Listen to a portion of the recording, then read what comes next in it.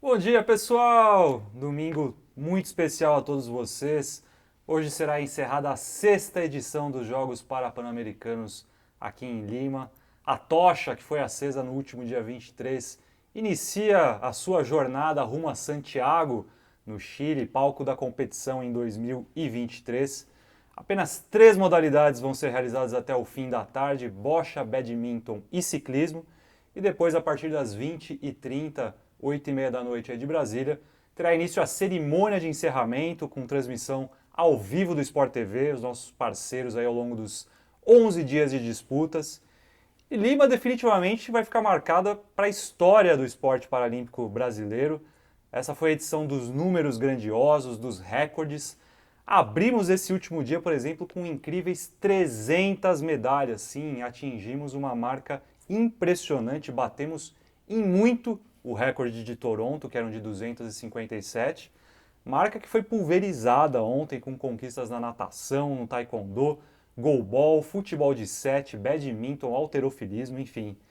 E quem volta aqui ao estúdio do Centro de Imprensa para conversar conosco é o chefe de missão do Brasil no Parapan, o Alberto Martins, que é diretor técnico do Comitê Paralímpico Brasileiro. O Alberto esteve aqui na última semana, quando ainda tínhamos poucos dias de competição, e agora retorna para fazer um balanço dos jogos. Tudo bem, Alberto? Seja mais uma vez bem-vindo aqui ao Brasil no Parapan. Tudo bem, Renan? Bom dia a todos que têm aí acompanhado a gente durante todo esse desafio do Parapan, tenho dado a sua torcida para a equipe Pan-Americana. É um grande prazer estar aqui de novo e muito mais aliviado hoje, né, por termos aí atingindo a nossa meta. Então, isso nos traz muita alegria, muita satisfação. Alberto, quando você passou por aqui na primeira vez, o Brasil tinha 79 medalhas. E você até comentou na ocasião sobre expectativa, sobre metas, sobre todo o planejamento que vinha sendo feito. Mesmo assim, te surpreende um número tão superlativo assim de conquistas?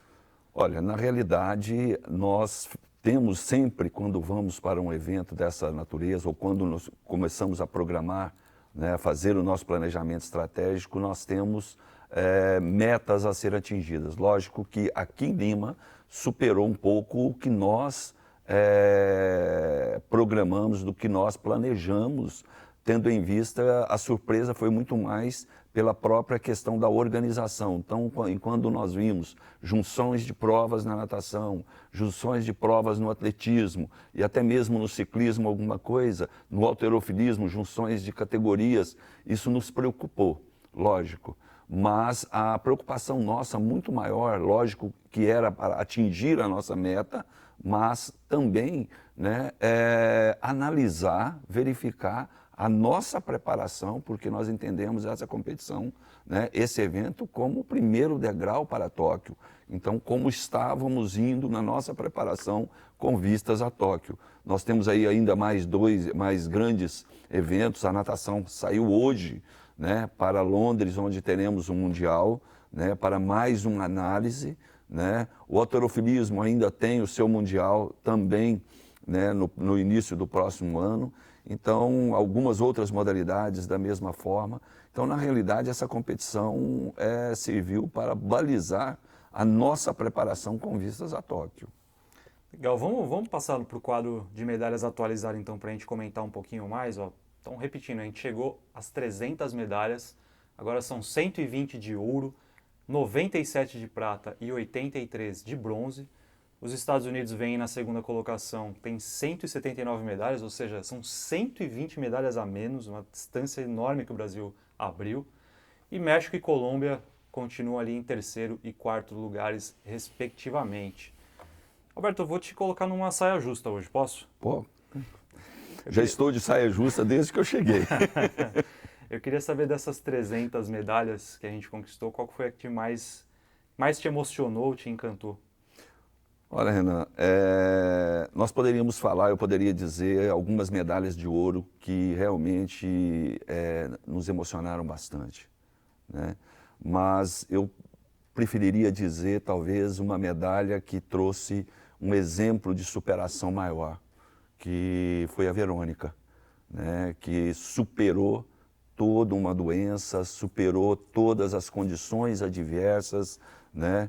com a possibilidade, inclusive, de não poder participar dos Jogos Pan-Americanos, e mostrou realmente o espírito do atleta paralímpico, que é a capacidade de poder superar, né, as condições adversas, superar limitações, mesmo quando essas limitações estão muito além das suas próprias condições físicas e de saúde. Então, quem viu a Verônica passar por todo esse processo, né, não acreditaria que ela poderia estar aqui em Lima e poder, né, buscar as medalhas que buscou. Então, acho que eu poderia dizer que a maior emoção continua sendo a capacidade que o atleta paralímpico tem de demonstrar ao mundo essa capacidade de superar limites, quebrar as barreiras com seu eu próprio. E de competir em alto nível, né, Alberto? Isso Exatamente. é sempre importante a gente frisar também, né? Além da questão da superação, de serem atletas de alto rendimento e de competir sempre no mais alto nível possível, né? Exatamente. Alberto, só que aí a gente vai falar também, né, os números grandiosos também geram expectativas proporcionais. Então, a partir das próximas competições, a gente vai estar com, né, o sarrafo vai estar mais alto para a delegação do Brasil. E aí o foco é o quê? O foco é já pensar em planejamento de renovação, de investimento em base para que esses ciclos se perpetuem para as próximas competições? Essa tem sido a grande preocupação nossa, né? A partir de 2017, início de 2017, quando nós elaboramos o nosso planejamento estratégico, né, a renovação já era um aspecto muito importante, porque nós sabemos o quanto é importante a gente ter essa renovação dos grandes atletas. E sabemos que hoje um atleta paralímpico, assim como um atleta olímpico, não se faz em um ciclo, né? É necessário realmente ter um investimento nessa renovação. Por isso, a gente está pensando sim, não em Tóquio, porque Tóquio já está aí. Nós já estamos com essa equipe para Tóquio, o que necessita realmente é planejar para que essa equipe mantenha toda essa performance, essa condição de estar disputando em alto nível. Mas a nossa preocupação com a renovação agora já é para 2024 e 2028, porque aí nós teremos uma continuidade do trabalho no esporte paralímpico. Maravilha. Vamos então falar dos destaques de ontem.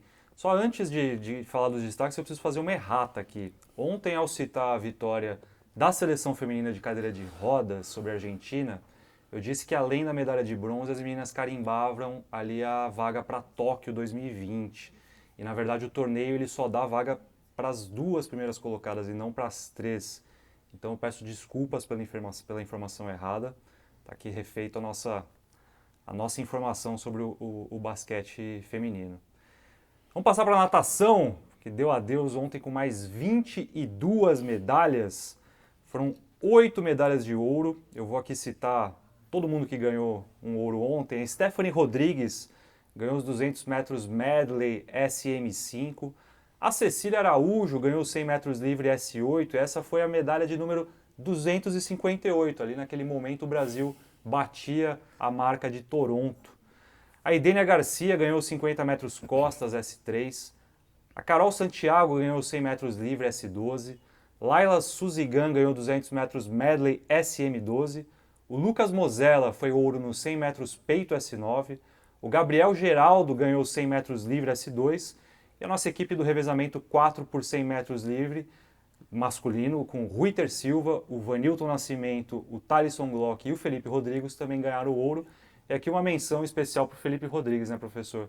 Que deixa a Lima com 8 medalhas do peito, 7 medalhas de ouro e 1 medalha de bronze. Que desempenho do Felipe, né? É um desempenho muito, muito bom mesmo, principalmente, né, levando em conta toda a pressão que o Felipe vem sofrendo, né, desde o Open, né, no Brasil, né, com a possibilidade, como ele estava em revisão na classificação desse novo sistema de classificação, chegou em Lima já sob essa pressão para se fazer uma nova classificação, foi submetido a novos exames para comprovar, né, a sua elegibilidade, e isso realmente ele também superou, né, os seus limites. A primeira vez que o Felipe nada 8 provas em uma competição. Então, tudo isso realmente mostra essa capacidade de superação. Então, isso realmente é o que nos inspira cada vez mais, ver o que os atletas fazem para superar os seus limites, para superar as suas condições ou as suas limitações. Verdade. Vamos passar para o Taekwondo agora. Teve a sua estreia aqui em Parapanso. O Brasil fechou sua participação com 5 pódios.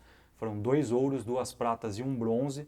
A Débora Menezes, por exemplo, foi prata na categoria até 58 quilos K44. E a Leiliane Samara ficou com o bronze na categoria K44, 58 quilos feminina. Ela venceu a cubana Idaliana Quinteiro. Portanto, o Brasil fechando bem a sua estreia no Taekwondo. O badminton, que continua em disputa hoje, já tem 7 medalhas. Nós tivemos ontem finais brasileiras aí na classe SU5, por exemplo. O Eduardo Oliveira venceu o Ricardo Cavalli.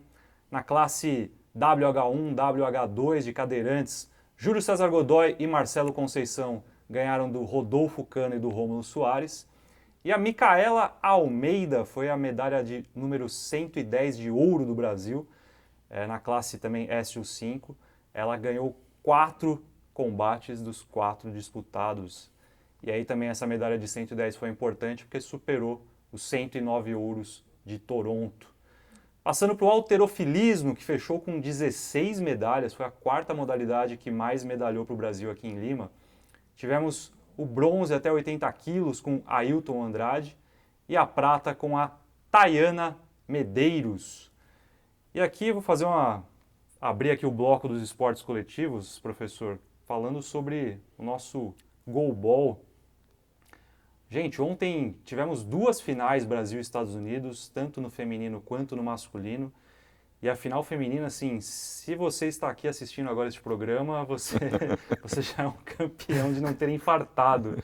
Porque foi feio o negócio ontem, né, professor? Exatamente, como já havia sido feio contra o Canadá, né? Que nós fizemos aí, conquistamos aí a nossa classificação a 6 segundos, né, de terminar o tempo regulamentar do Golden Goal. E ontem, novamente, né, mais uma vez, as meninas comprovaram que realmente, faltando poucos segundos, não é motivo para se desistir.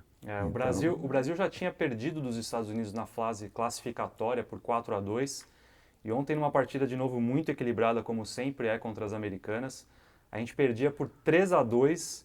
E aí, a 14 segundos do fim do jogo, o professor Dailton Nascimento, técnico da seleção feminina, fez uma alteração, colocou a Jéssica Vitorino em quadra. A Jéssica entrou, pegou a bola, fez o seu primeiro arremesso e empatou a partida. O jogo foi para a prorrogação, virou o primeiro tempo da prorrogação ainda 3-3, arremessos de lado a lado ali, a torcida, cada arremesso que a bola passava ali por cima do gol era aquele frisson na arena. E aí a Carol Duarte, mais uma vez, como o professor falou, diante das canadenses, ela fez o Golden Goal, né, o chamado gol de ouro. E ontem, mais uma vez, a Carol tirou ali um arremesso da cartola e deu a vitória para o Brasil, 4-3. Foi muito emocionante a comemoração, foi muito bacana a disputa do goalball feminino. E na sequência, os rapazes, né, que já vinham já de 2 títulos para pan-americanos, venceram os Estados Unidos com um pouco mais de facilidade, apesar do placar de 12-9, parece um jogo mais apertado. O Brasil chegou a abrir uma boa vantagem, virou o primeiro tempo ganhando por 8-3.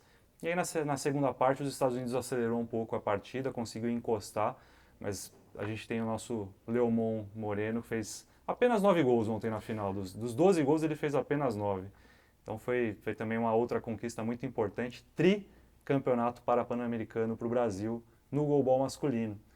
E fechando os esportes coletivos, o nosso futebol de 7 também ganhou o ouro, também repetiu o feito de Toronto. 5-3 na Argentina, nós estivemos 2 vezes atrás no placar e conseguimos ganhar. Os esportes coletivos também saindo de Lima muito bem, né, professor? Sim, graças a Deus também os esportes coletivos deram aí a sua grande contribuição e mostraram também a sua evolução, né, no esporte paralímpico. O mais importante disso, né, quando a gente observa essas partidas apertadas, esses resultados apertados, ver que hoje, para se manter a hegemonia, é necessário ainda muito planejamento e muito trabalho, porque os países, né, estão se desenvolvendo, né? Hoje o Brasil, inclusive, tem sido responsável por esse desenvolvimento, porque nós também temos investido não só no nosso país, mas também nos países vizinhos, porque nós entendemos que para o desenvolvimento do Brasil é necessário que a região se desenvolva.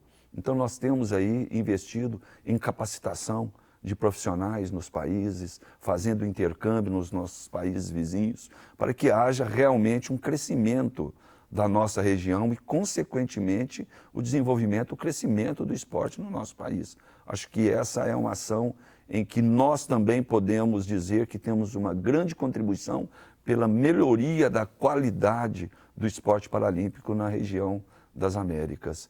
Então, isso demonstra realmente que estamos no caminho certo, não só no nosso país, mas também contribuindo para que os países vizinhos possam também se desenvolver. Se nós verificarmos o próprio Peru, né, que teve também resultados significativos aqui em Lima, então isso nos traz uma satisfação muito grande, porque nós viemos ao Peru várias vezes ministrar cursos, fazer clínicas, fomos ao Chile, fomos à Argentina, né, fomos à Colômbia. Então isso mostra que o Brasil não está preocupado apenas com seu desenvolvimento, né, mas preocupado também com o desenvolvimento da nossa região. Professor, o senhor certamente sabe quais são as modalidades que mais medalharam aqui, até pela sua história e sua trajetória no esporte paralímpico. Como a gente está falando hoje aqui de números grandiosos do que o Brasil conquistou aqui em Lima, trouxe aqui uma curiosidade das modalidades que mais medalharam. E a natação, né, eu falei que ontem foram 22 pódios apenas ontem, a natação terminou a sua participação aqui em Lima com 127 medalhas dessas 300 que o Brasil ganhou, 53 medalhas de ouro, 45 de prata e 29 de bronze. O atletismo foi a segunda modalidade que mais trouxe conquistas para o Brasil, 82 medalhas. E o tênis de mesa foi a modalidade em terceiro lugar aí nesse ranking com 24 pódios. E a quarta modalidade, professor, o senhor sabe qual que foi? O halterofilismo. O halterofilismo, muito bem, tá vendo? A gente pergunta, sabia que eu ia tomar um contra-ataque aqui e ia ficar mal na fita. Foram 16 pódios para o halterofilismo e na sequência o judô com 11 medalhas. Gente, vamos passar para a nossa última agenda do Brasil no Parapan. Como eu falei, hoje tem 3 modalidades aí ainda em disputa. O badminton tem finais de duplas com Eduardo Oliveira e Ricardo Cavalli na classe SU5 contra a dupla canadense, fazem a final.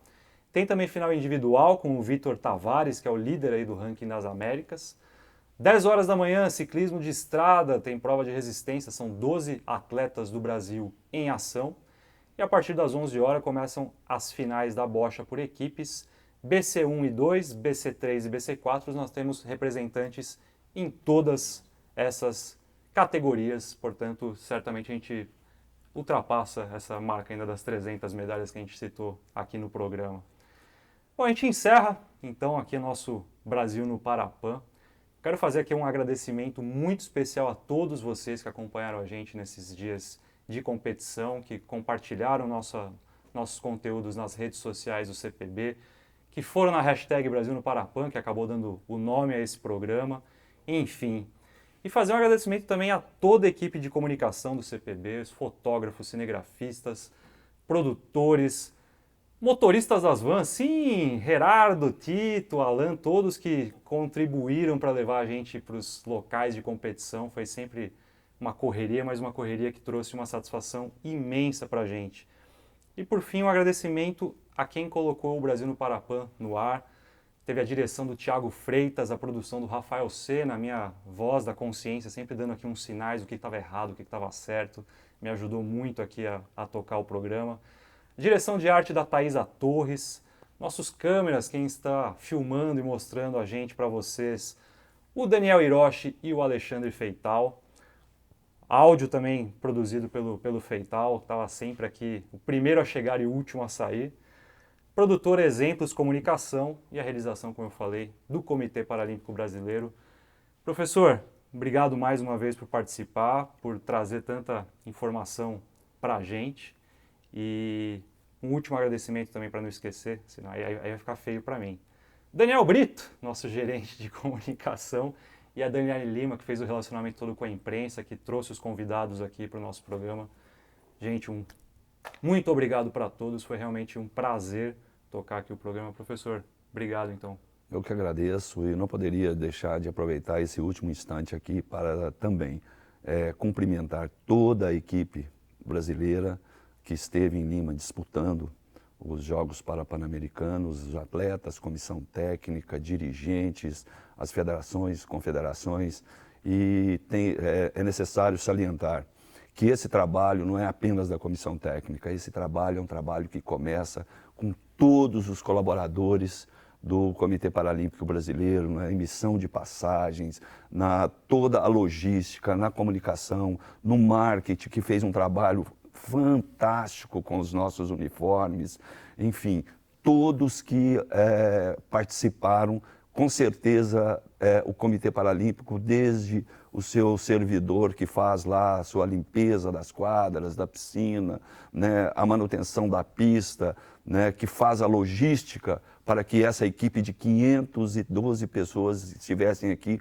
com a maior tranquilidade. Eu teria que também salientar aí a participação, né, e parabenizar toda a minha equipe que aqui esteve, né, com uma união, com um trabalho, com uma dedicação muito grande, né, os subchefes da delegação, Jonas, Mariana, Ricardo, que me deram todo o suporte para que a gente tivesse tranquilidade e a delegação como um todo tivesse a tranquilidade para a sua participação. Nós tivemos aqui em Lima uma coisa inédita que eu achei bastante interessante, foi a participação do embaixador do Brasil e da embaixatriz, praticamente em quase todos os eventos, né, acompanhando de perto. Isso para nós foi muito importante. Eu participei já de vários Pan-Americanos, de várias Paralimpíadas, e nunca havia visto, né, uma embaixada tão presente junto com o Brasil, como foi aqui nos Jogos Pan-Americanos. Então, eu gostaria de agradecer a vocês que levaram, né, para a sociedade, para a comunidade, né, o que é o esporte paralímpico. Tenho certeza que quando a gente voltar para o Brasil, né, nós teremos aí uma comunidade, uma sociedade mais consciente, não da limitação da pessoa com deficiência, mas principalmente da capacidade, da performance que essas pessoas têm e principalmente da plasticidade, da beleza que é o esporte paralímpico. Então eu agradeço a vocês da comunicação, né, que puderam levar, nos dar a oportunidade e dar a oportunidade ao Brasil de conhecer o esporte paralímpico. Não conhecer apenas as 300 medalhas que nós ganhamos, mas por trás dessas 300 medalhas está realmente a capacidade e a potencialidade da pessoa com deficiência em superar limitações para chegar às suas conquistas. Então, mais uma vez, muito obrigado a todos e muito obrigado a todos que acompanharam do Brasil, né, o Brasil no Parapan. Em nome da equipe de comunicação, eu agradeço as palavras do professor Alberto. Gente, Lima já deixa saudades, mas Tóquio vem aí, nós com certeza nos veremos por lá. Um ótimo domingo para todos, muito obrigado mais uma vez pela participação e até uma próxima. Tchau!